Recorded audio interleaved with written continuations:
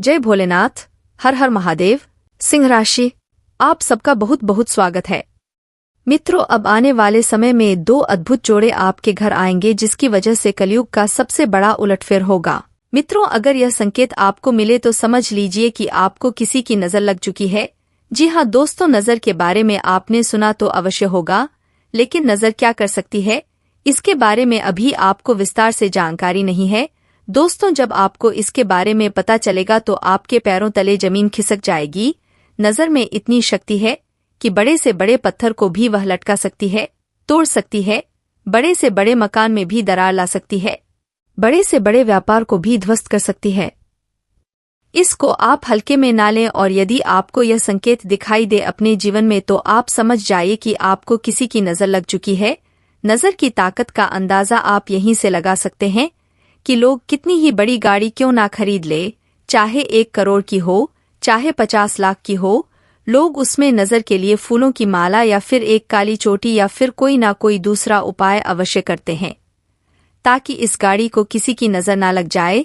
यही हाल बड़े बड़े मकान का भी होता है और बड़े बड़े उद्योग धंधों का भी होता है, जहां नजर से बचाव के लिए लोग तरह तरह के उपाय करते रहते हैं।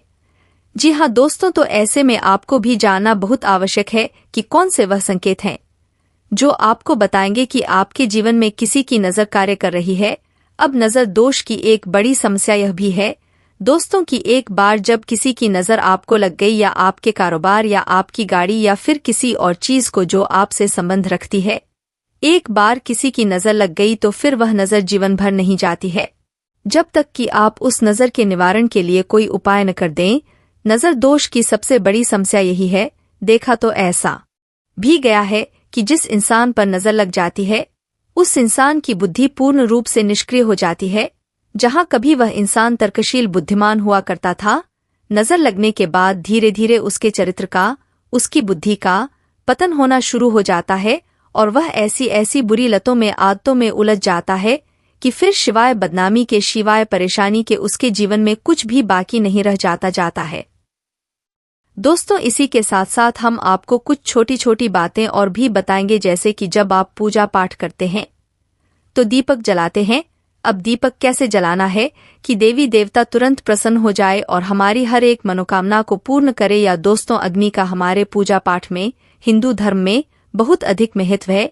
बिना अग्नि पर प्रज्वलित किए पूजा पाठ संभव ही नहीं है। हर एक पूजा अधूरी मानी जाती है। तो हम दीपक के रूप में जो शुद्ध अग्नि प्रज्वलित करते हैं उसका भी कुछ ना कुछ धार्मिक महत्व होता है और कोई ना कोई विधि विधान आवश्यक होता है। और कैसे भी कहीं भी दीपक जला दिया, यदि आपने गलत तरीके से दीपक जलाया है तो आपके जीवन में जहां सकारात्मक ऊर्जा आनी चाहिए थी, देवी देवताओं की कृपा आनी चाहिए थी, नहीं तो वहां भूतों का बसेरा हो जाएगा। आपका जीवन नर्क बन जाएगा। आपकी पूजा पाठ का फल कोई और ही खा रहा होगा। आज हम विस्तार से इस विषय पर चर्चा करेंगे। ऐसी विद्या के बारे में बताएंगे जिस विद्या के बारे में अब तक आपको बिल्कुल भी पता नहीं है। दोस्तों, आपने अक्सर यह सुना होगा कि हर इंसान के मुख पर या जबान पर एक बार सरस्वती का वास अवश्य होता है। या दोस्तों, अपने घर के बड़े बुजुर्गों को ऐसे कहते सुना होगा, अरे सोच समझ कर बोलो, पता नहीं कब सरस्वती जुबान पर बैठ जाएगी। दोस्तों, एक बार सरस्वती जबान पर बैठती है तो वह इंसान जो भी कुछ कहता है वह सत्य हो जाता है। अर्थ हो, अनर्थ हो, कोई फर्क नहीं पड़ता है। तो क्या कोई ऐसी विद्या है जिससे हम जानबूझकर सरस्वती को अपनी जुबान पर बैठा सके?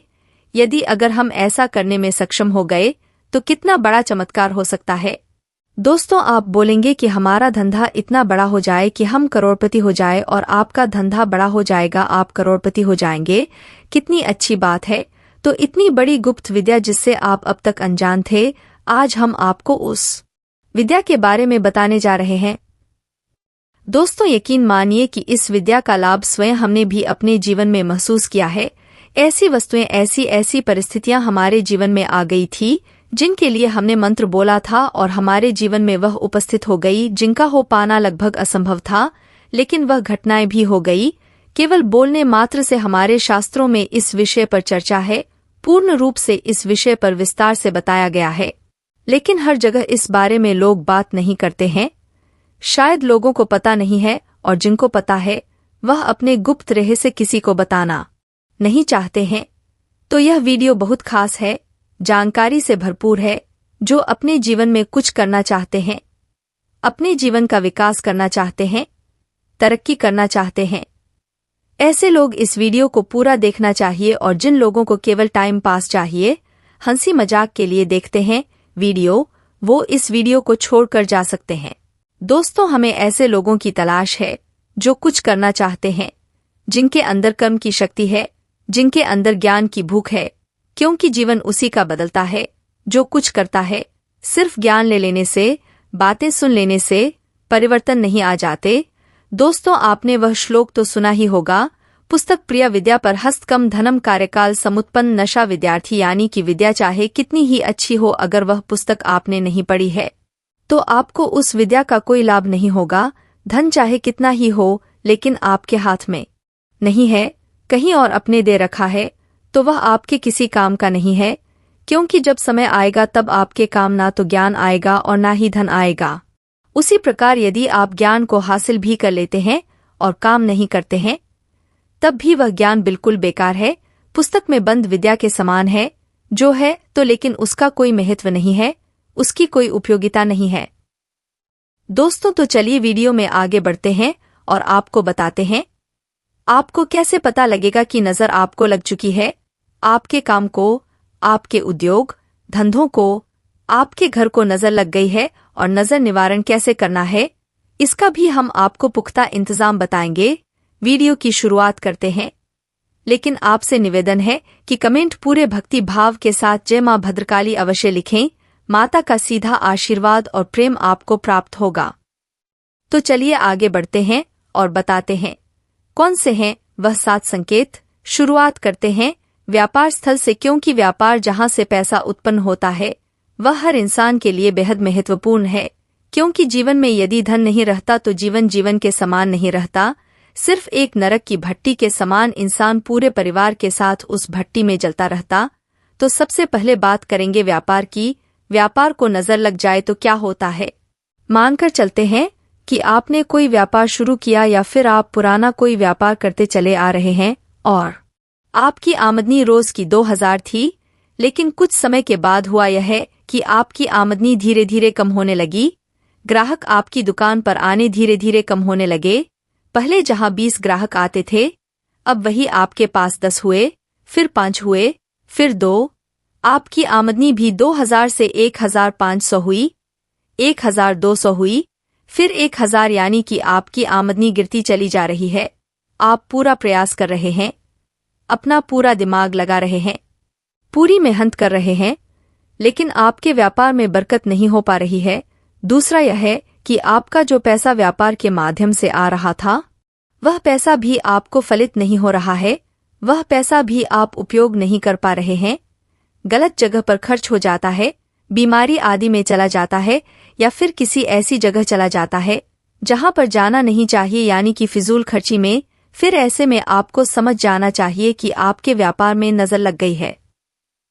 अब नजर कैसे लगती है, यह बहुत साधारण सी घटना है कि कोई इंसान आपसे मिलने आया, आपने उसे अपने व्यापार के बारे में बताया, अपनी आमदनी के बारे में बताया। अब वह इंसान आपके व्यापार को देखा है और देखते ही मन में यही सोचता है, कितना अच्छा व्यापार है, कितना अच्छा बिजनेस है, काश ऐसा बिजनेस मेरा होता, भगवान ने इसे इतना अच्छा बिजनेस क्यों दे दिया। अब उसमें जो नकारात्मक ऊर्जा उत्पन्न हो रही है, अब वह नकारात्मक ऊर्जा आपके जीवन में किस प्रकार प्रभाव डालेगी, आपके 2 ग्रहों की ऊर्जा को प्रभावित करेगी। पहले मंगल, दूसरा राहु। दोस्तों, जब मंगल और राहु से उत्पन्न होने वाली ऊर्जा प्रदूषित हो जाती है, नकारात्मकता हो जाती है, तो इसे नजर लग जाना कहते हैं। जी हाँ दोस्तों, आपके धंधे को नजर लग गई है। अब आपका धंधा पनपेगा नहीं, आप कितनी ही ताकत लगा लीजिए, अब आपका धंधा डूबेगा और आपको बर्बाद करके ही जाएगा। तो ऐसे में बेहतर यह है कि आप कोई उपाय करें। तो काम धंधे में बरकत के लिए, नजर से रक्षा के लिए, नजर जो लगी है उसे हटाना है और नजर से रक्षा भी करनी है कि दोबारा किसी की नजर ना लगे। तो क्या करना है, सबसे पहले काम यह करना है कि दोस्तों, यदि आपको लगता है कि नजर लग चुकी है तो क्या करना है, आपको अपने दुकान के दरवाजे पर दाहिने और बाएं दोनों तरफ शाम के समय थोड़ा सा अनाज रखना है और उस अनाज के ऊपर गाय के घी का एक दीपक जलाना है और उस दीपक में थोड़ा सा कपूर डाल देना है। सैनिक कपूर डाल देना। दोस्तों, यह क्रिया आपको लगभग 7 दिनों तक करनी है। शाम के समय थोड़ा सा अनाज रखिए, उस अनाज के ऊपर दीपक रखिए और दीपक में भी कपूर डाल दीजिए। दीपक दरवाजे के नीचे जलाना चाहिए। यह दिशा पूर्व होनी चाहिए, उत्तर पूर्व होनी चाहिए या फिर उत्तर दिशा होनी चाहिए। इसके अलावा कोई और दिशा काम नहीं करेगी। दोस्तों, अब दूसरा कार्य आपको क्या करना है कि आपको काले रंग के कपड़े में थोड़ी सी फिटकरी बांधनी है। दोस्तों, कोई भी फिटकरी आप ले लीजिए। थोड़ी सी फिटकरी आपको काले कपड़े में बांधनी है। काले धागे से लपेटकर एक पोटली बनानी है और उसे अपनी दुकान के एक कोने में रख देनी है। किसी भी कोने में आप रख सकते हैं, इससे कोई फर्क नहीं पड़ता है। बस उस पोटली पर किसी की नजर ना पड़े। 7 दिनों तक वह पोटली आपकी दुकान में रखी रहेगी। जब आप अपनी दुकान बंद करके जाए, उस समय आपको अपनी दुकान में गंगाजल का छिड़काव भी करना है। दोस्तों, 7 दिन का ही उपाय रहेगा। इसी के साथ साथ दोस्तों, जब आप अपनी दुकान बंद करके जा रहे हो, उससे ठीक पहले अपनी दुकान में एक कटोरी ले और उस कटोरी में थोड़ा सा कपूर और लोबान प्रज्वलित करें। मित्रों, आज हम बात करेंगे मंगल दोष की और आपको बताएंगे कि अगर आपकी कुंडली में मंगल का दोष है तो इसका प्रभाव कैसा होता है। सबसे पहले जानते हैं कि मंगल वैवाहिक जीवन पर किस प्रकार का असर डालता है।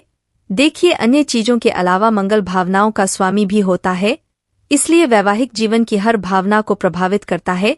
विवाह के समय इसीलिए मंगल दोष को देखना महत्वपूर्ण हो जाता है। मंगल जब कुंडली के कुछ विशेष खानों में भावों में बैठता है तो मंगल दोष होता है। प्रथम भाव में, चतुर्थ में, सप्तम में, अष्टम में और द्वादश में। ऐसा मानते हैं लोग कि मंगली व्यक्ति का विवाह मंगली व्यक्ति से ही करना चाहिए, नहीं तो वैवाहिक जीवन में बड़ी समस्याएं आ सकती हैं। कभी कभी यह भी कहा जाता है कि अगर एक की कुंडली में मंगल दोष है और दूसरे में नहीं है, तो जिनकी कुंडली में नहीं है उसकी मृत्यु भी हो सकती है। अब यह जानते हैं कि मंगल दोष का वैवाहिक जीवन पर वास्तव में क्या असर पड़ता है। देखिए, मंगल जो है वह एक क्रूर ग्रह है, इसलिए विवाह पर इसका प्रभाव पड़ना एक समस्या देता है। जिस कुंडली में मंगल दोष होता है वहां पर विवाह के मामले में सावधानी रखनी चाहिए। मंगल दोष में भी लग्न और अष्टम भाव का मंगल दोष ज्यादा गंभीर होता है। अगर मंगल दोष केवल एक व्यक्ति की कुंडली में है तो दूसरे व्यक्ति की कुंडली से उसका तालमेल काफी खराब हो सकता है। मंगल दोष के साथ अगर शनि का संबंध है तब जाकर के दूसरे पक्षकार की मृत्यु की संभावना बनती है, समानता नहीं बनती है। मंगल अगर सूर्य की वजह से अस्त हो या मंगल पर बृहस्पति का प्रभाव हो तो यह दोष काफी हद तक कम हो जाता है। मंगल अगर कुपित हो यानी थोड़ा सा नेगेटिव वाले पार्ट में हो तो वैवाहिक जीवन टूटता चलता रहता है। पूरी तरह से नहीं टूटता, लेकिन उसमें हिंसा आ जाती है, मारपीट की नौबत आ जाती है। अब यह जानते हैं कि अगर मंगल प्रथम भाव में हो तो जीवन पर क्या असर पड़ता है। अगर कुंडली के लग्न में मंगल हो, प्रथम भाव में हो, तो व्यक्ति साहसी और पराक्रमी होता है, बहुत ज्यादा सुंदर नहीं होता, चेहरे पर लालिमा रहती ऐसा मंगल होने पर व्यक्ति अपनी माता के साथ और जीवनसाथी के साथ खराब व्यवहार करता है और यहाँ पर वैवाहिक जीवन में काफी समस्याएं आ जाती है। अब जानते हैं कि अगर मंगल कुंडली के चौथे खाने में हो तो क्या होता है। जिनकी कुंडली में मंगल चतुर्थ भाव में चौथे खाने में होता है, ऐसे लोग बड़े शक्तिशाली और आकर्षक होते हैं, दूसरों को बड़ी तेजी से अपनी तरफ आकर्षित करते हैं। यह मंगल वैवाहिक जीवन में तालमेल में थोड़ी दिक्कत तो देता है, लेकिन यह मंगल दोष सबसे कम अशुभ प्रभाव पैदा करता है। अब अगर कुंडली में मंगल 7वें खाने में हो, सप्तम भाव में हो, तो क्या प्रभाव है। यह मंगल व्यक्ति के अंदर उग्रता और हिंसा पैदा करता है। इसके कारण व्यक्ति चीजों को लेकर के बहुत ज्यादा झगड़ा, लड़ाई, उपद्रव करता है। लेकिन यह मंगल संपत्ति के मामले में और संपत्ति संबंधी काम में लाभ पहुंचता है। इस मंगल की वजह से अक्सर वैवाहिक जीवन में हिंसा आ जाती है। अब अगर मंगल अष्टम भाव में हो, देखिए, अगर मंगल अष्टम भाव में होगा तो यह वाणी और स्वभाव को खराब करेगा। इसके कारण वैवाहिक जीवन में अकेलापन पैदा होगा। कभी कभी पाइल्स की और त्वचा की समस्या भी हो जाती है। ऐसा मंगल वैवाहिक जीवन में दुर्घटनाओं का या अलगाव का कारण बन जाता है। अब अगर मंगल कुंडली के 12वें खाने में हो तो क्या होगा। यह मंगल सुख और विलास की इच्छा को भड़कता है। ऐसे लोग किसी भी चीज से संतुष्ट नहीं होते। यह मंगल वैवाहिक जीवन में और रिश्तों में अहंकार की समस्या देता है। यह मंगल भी सामान्य नकारात्मक होता है, बहुत ज्यादा नकारात्मक नहीं होता। अब जान लेते हैं क्या है आज की सलाह। मंगल दोष की शांति के लिए पेड़ से विवाह मत करवाइए। यह सब मूर्खता मत करिए। पेड़ से घड़े से विवाह करवाने से बेहतर होगा कि 2 अलग अलग मुहूर्त में उसी शादी को आप 2 बार करवा लीजिए, तो इसका नकारात्मक प्रभाव समाप्त हो जाएगा।